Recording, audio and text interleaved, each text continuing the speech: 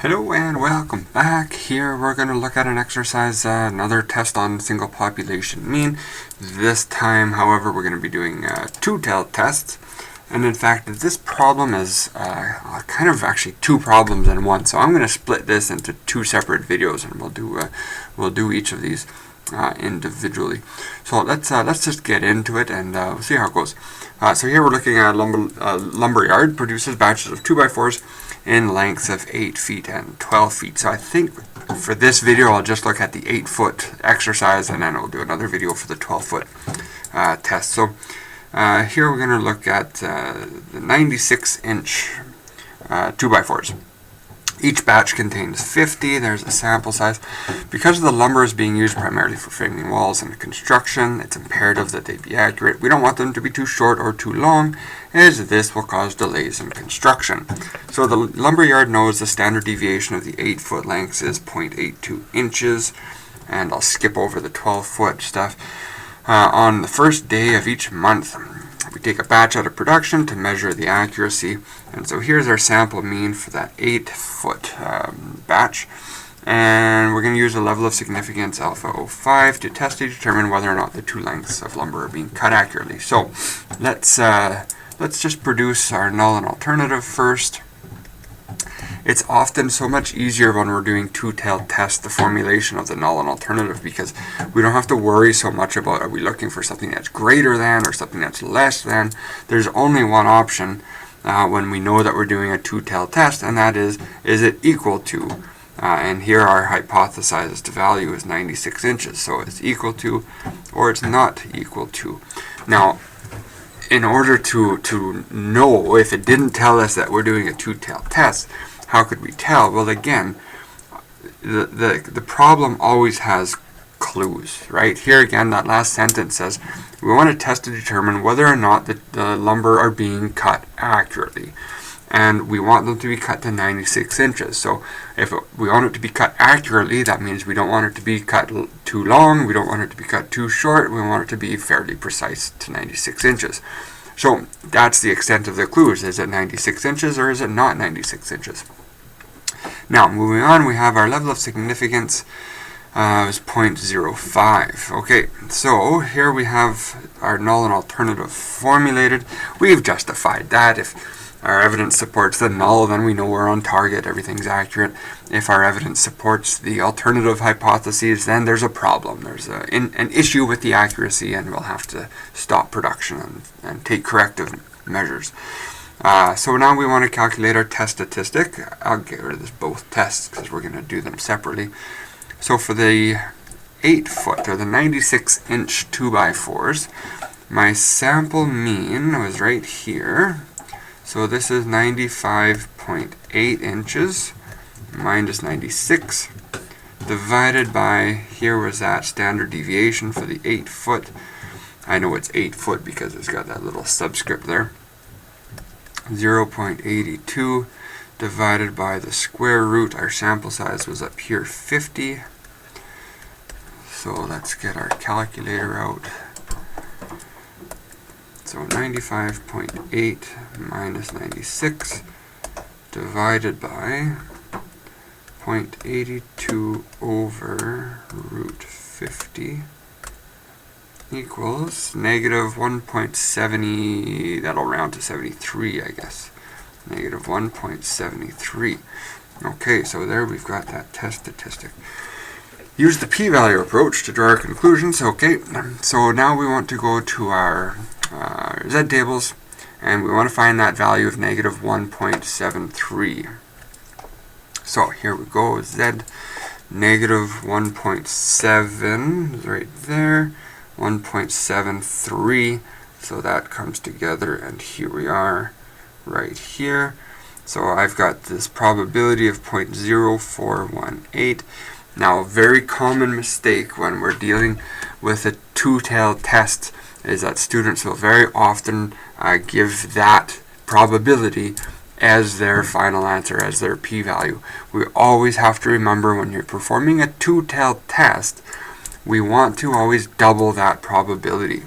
So we want to multiply this by 2 because we're concerned here with a two-tailed test of the probability of obtaining a test statistic that is too large or too small. Remember that p-value. You can think of that p-value as the probability of obtaining a test statistic at least as unlikely as the one that we've obtained. So here I have a test statistic of negative 1.7. So this is the probability of obtaining a test statistic at least as unlikely as the one that we have to the left, or less than. But values up here to the right of positive 1.7, those are also just as unlikely. And so we want to incorporate that probability as well. Remember, this is a measure of the strength of evidence against our null hypotheses, or actually in this favor, maybe in favor of our null hypotheses. So our p-value here is going to be 2 times that probability, so 2 times 0.0418. So my p-value for this two-tailed test is 0.0836. So I'll come back here. I have a p-value of 0.0836. Okay, so what does that mean as far as our conclusion for this test? Well, our level of significance is 0.05. That's my tolerance towards a type 1 error. Now, I could choose to reject. Forget about the rejection rule here for a second. I could simply choose, I'm going to reject. Well, if I did reject, my exposure here to a type 1 error is greater than what I'm comfortable with. It's too high. I could reject, but I'm not comfortable with an 8% chance of committing a type 1 error. I'm only comfortable with a 5% chance of committing a type 1 error. So with that in mind, I am not going to reject, because our rejection rule, remember that rejection rule, always is to reject if the p-value is less than or equal to alpha. In this case, it is not. And so I am going to support the null hypotheses. My evidence shows that we appear to be on target, or at least I can't say that it's different than 96 inches. So that's it for our conclusion here. Verify the conclusion using a critical value approach. Okay, so if we use the critical value approach, we go to our Z tables, and now the critical value approach, we would reject if that test statistic is greater than or equal to not Z alpha, as it would be in a one-tailed test, but Z alpha by 2, because I'm also going to reject if it's smaller than the negative Z alpha by 2. So what that means, we're testing for equality here. So that means that my rejection space, I'm going to reject if it's too large, if it appears to be too large to have come from our hypothesized distribution, and I'm going to reject if it appears to be too small to have come from our hypothesized distribution. So this space in here, this is my do not reject space. And my level of significance alpha defines the size of that rejection space, which means that this area and this area, it's not totally equal, I guess, forgive me. Let's go like this. So this space here must be equal to alpha. So the total area has to be equal to alpha. So that means in the upper tail, I have alpha divided by 2, and in the lower tail, I have alpha divided by 2, so that together the size of my rejection region is equal to alpha. So alpha divided by 2 is 0.025, so if I can come through this table, and there I find it's exactly right there. So that gives me a critical value Z alpha by 2 plus or minus 1.96, one of the more common values that we'll pull out of this table. So I'll reject if my test statistic is larger than positive 1.96 or smaller than negative 1.96. And so when we come back here with our test statistic, where do I have room here? My test statistic of Z alpha by 2 is 1.96, and here's my test statistic of negative 1.73. Well, again, if I draw this out, here's positive 1.96, Here's negative 1.96. Everything in between is the do not reject space. Here's my reject if it's too big. Here's my reject if it's too small. And negative 1.7 I can see is somewhere just right in here. So that falls right into that do not reject space. And so that, again, that's consistent with what we found using the p-value approach. And so that's good. We should always get exactly the same conclusion regardless of which rejection rule we apply, p-value or critical value. So, good. We got that. Interpret our conclusion. So here I have insufficient evidence to reject the null hypotheses. I am unable to show that we are not achieving our objective of 96 inches. Part F, verify your findings using the confidence interval approach. Okay, so that's a little bit different. What we're going to do now is develop a confidence interval estimate for the true unknown population mean. So you may recall from chapter 8, I believe, or module 8, we had this formula for developing confidence intervals, like this one. And so that allowed us to develop this interval around that point estimate such that we were, in this case, 95% confident. I say 95 because it's 1 minus alpha is 0.95.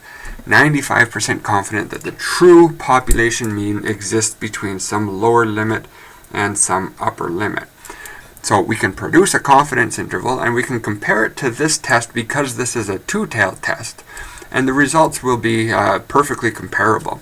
So let's go through these calculations. So our point estimate here was 95.8 inches.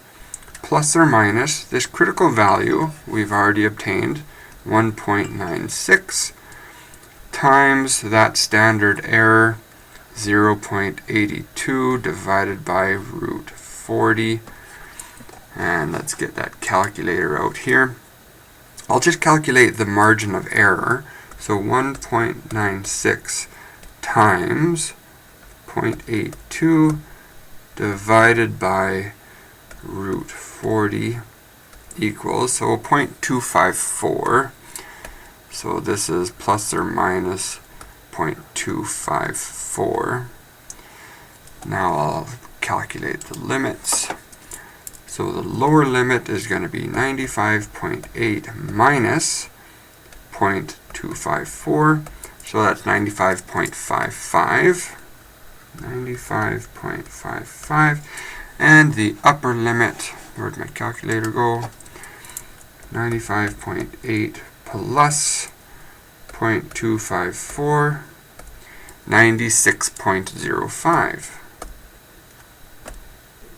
96.05.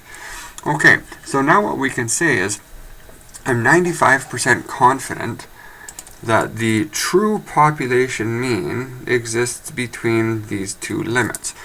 I don't know where it is, but I'm 95% confident that it's somewhere in there. How is this consistent? Or in other words, how can we verify our findings with this critical value, or with this confidence interval approach? Well, here my hypothesized value is 96. And when we performed the test, we said, well, our evidence doesn't allow us to reject that. I'm unable to say that it's different from 96.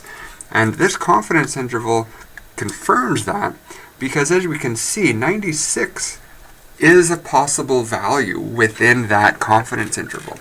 So the implication here is not that we can say that it is 96 inches, but I can't say that it is not 96 inches, because within that interval estimate, 96 is definitely a possibility. So I can't rule it out. The true population mean is somewhere between 95.55, 96.05. 96 is a possibility, and so that's how it is consistent with the results of that test. Okay, so that's it. We're going to come back. Actually, I'm going to do this problem again, except we'll look at the 12-foot length and see if we come up with some different kind of results here. Okay, thank you so much for watching. Bye-bye.